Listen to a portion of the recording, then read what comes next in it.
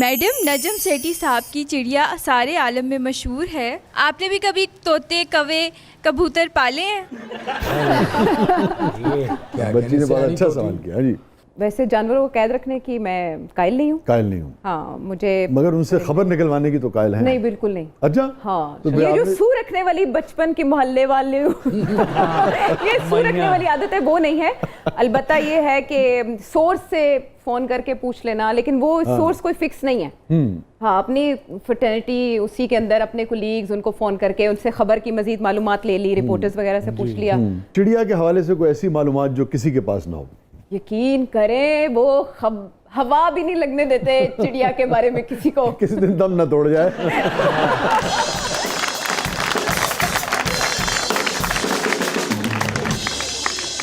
हाँ, ये है कि वो चिड़िया के पर, उस चिड़िया के पर गिनने वाला कोई सवाल नहीं हो सकता, उसके पर हो ही ना।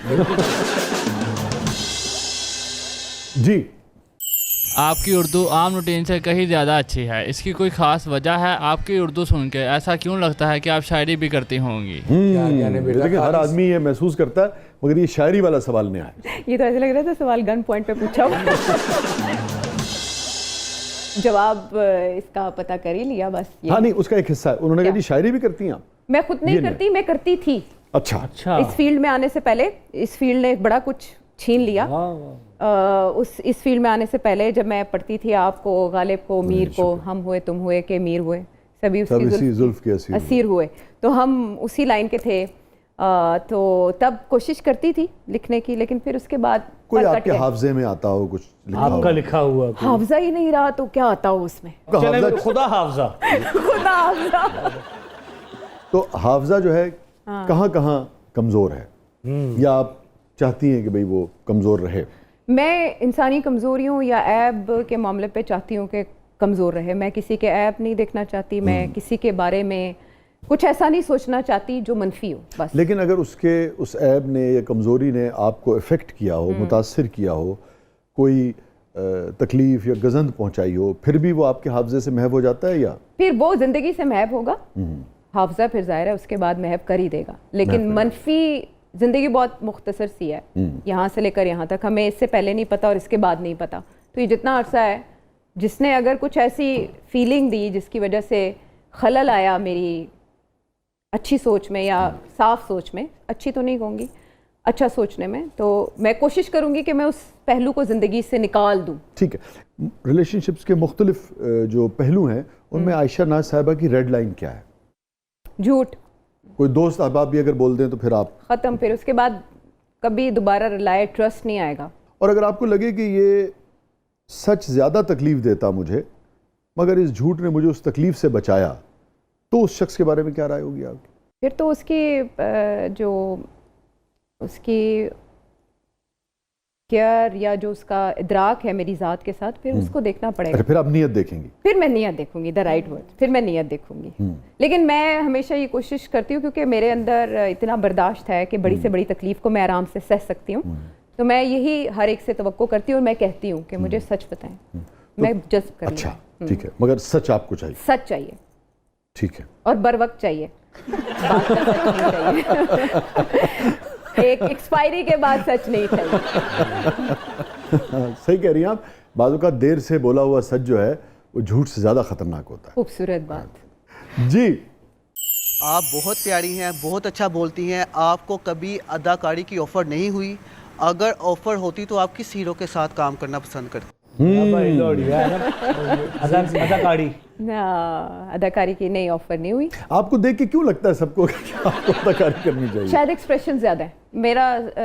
हल्का अहबाब इस तरह से नहीं था कि जिसमें मुझे शोभा आपका मुख्तलिफ वो नहीं था। कभी किसी ने नहीं कहा? नहीं, एक बार स्लाइटली तस्करा हुआ था, तो शायद मैंने इंटरेस्ट शो नहीं किया। ठीक है जी। वैसे क्या तस्करा हुआ था? कि हम ये ड्रामा लिख रहे हैं, तो इसमें अगर आपको कास्ट करें। अच्छा, कौन? और अभी 1-2 साल पहले भी एक तस्करा हुआ था कि हमारे जो फौजी भाई हैं उनकी ज़िंदगी के ऊपर एक फिल्म बन रही है, लालक जान, और तो उसमें आपको एक रोल अगर दिया जाए तो आई सेड ओके। उसके लिए तो लालक जान शहीद है ना जी, तो उसकी ये ऑफर थी, बट फिर मैं वो इदारा छोड़ा ही, तो इस वजह से हो रहेगी। अच्छा, ठीक है। और एक सवाल उन्होंने और किया कि हीरो कौन सा आप समझती हैं कि पसंद कौन? पाकिस्तान में अगर आप कहें? पूरी दुनिया में आप पूरी दुनिया में अल पचीनो मुझे बहुत पसंद है, scent of a woman. Woman ये अल पचिनो की एक पूरी सीरीज है ना, जी। उससे पहले बहुत कुछ है, उसके बाद बहुत कुछ है। ये सेंट ऑफ अ वुमन क्यों याद आई आपको? आए, ये बात है। उनकी व्हाई जो- scent of a woman, why not Godfather? और असल में वो महसूसात के साथ है। जिस तरह से एक आंख वाले इंसान ने, एक बीना इंसान ने एक नाबीना, हाँ, बहुत ही डिफरेंट आइडिया भी हाँ। बहुत डिफरेंट था। और आप बहुत मुश्किल है कि आप आंखों के होते हुए एक अंधे की एक्टिंग कर सके। मैं आप लोगों को नज़रअंदाज नहीं कर सकती, चाहे मैं ये चाहती भी हूँ। और दूसरा ये कि फिर उसमें एक औरत के साथ जज्बात और एहसासात जब अटैच होते हैं ना, इंसान तो कुछ और ही महसूस करता है ना, अबव द अर्थ। क्या यार वैसे देखिए, अच्छा उर्दू अच्छा बोलने वाला आदमी आपके सामने हो तो शेर जो है ना, वो नजरअंदाज से मुझे फिर याद आ गया। शेर जी, जाहिर है, बहुत जाहिर है। अच्छा शेर है। सुनाए ना फिर, अता की। हुस्न को हुस्न बनाने में मेरा हाथ भी है, आहा, हुस्न को हुस्न बनाने में मेरा हाथ मेरा हाथ भी है, आप मुझको नजरअंदाज नहीं कर सकते। बराबर का किरदार होता है। पाकिस्तान में अगर बात करें तो पाकिस्तान में मैं नुमान इजाज साहब के साथ। नुमान इजाज साहब, आप लोगों ने इकट्ठे काम भी किया ना, चूंकि हाँ, जी नुमान साहब। बिल्कुल। उससे पहले भी वो हमेशा ही बहुत पसंदीदा रहे हैं। मैं नुमान की खैर अदाकारी का तो जी, कोई वो जवाब नहीं। ड्रामा था ना जिसमें उनके साथ शाहताज होती है, तो बड़ी इनसिक्योरिटी फील होती थी। अतीका ओडो साहिबा, मुझे उनका दश्त। हाँ, हुस्न उनका भी बेमिसाल है, लेकिन वो नुमान बहुत का ज्यादा अच्छा लगता बेमिसाल था। वो अपनी जगह पर एक, मतलब उनकी जोड़ी बहुत परफेक्ट है उस दश्त में। जी। मेरा सर वर्सी शाह से ये सवाल है कि बेरीन मुशायरे में आपने एक ताज़ा गज़ल पढ़ी थी जिसमें बाग का जिक्र है, उसका कोई भी शेर सुना दें। माशाल्लाह। अच्छा, मैं बिल्कुल, मेरे ख्याल में आज ना बहुत सारी फरमाइशें वैसे ही पूरी हो चुकी हैं। हाँ। आज बहुत अच्छे खासे हमने शेर सुने, काफी सुनाए। ज्यादा। आज तो बज़्म अदब लग रहा था।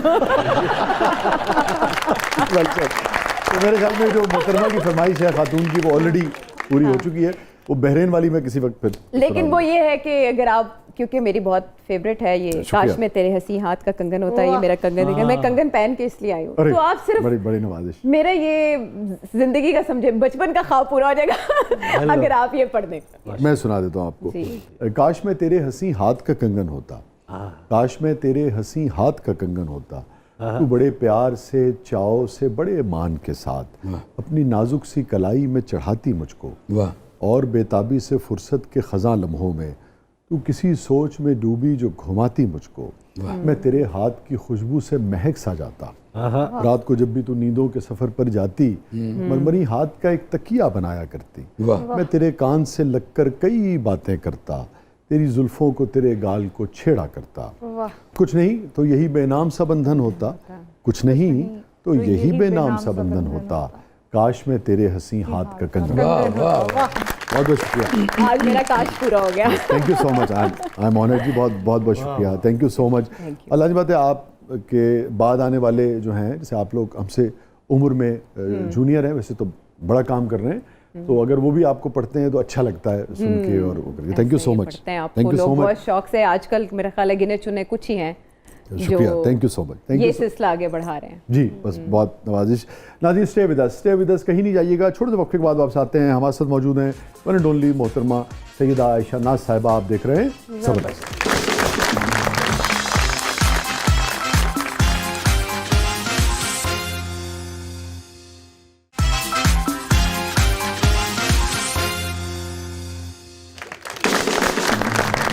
वेलकम बैक नाज़रीन। ज़बरदस्त में एक बार फिर खुशामदीद। आयशा साहिबा, हमारा सेगमेंट